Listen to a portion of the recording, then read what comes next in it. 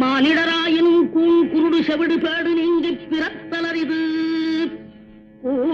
குருடு செவிடு pad நீயும் ஞானமும் கல்வியும் நயத்தலரிது. ஞானமும் கல்வியும் நயந்த காலையும் தானமும் தவமும் தான் சீதலரிது. தானமும் தவமும் தான் சீவராயும் வானவர் நாடு வழி திறந்திடுமே. அரியது கேட்டமைக்கு அழகாக தமிழில் விளக்கம் தந்த மூதாட்டியே, கொடியது என்ன?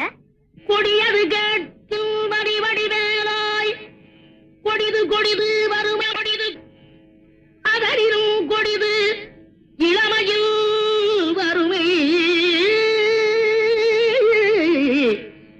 அதனினும் கொடிது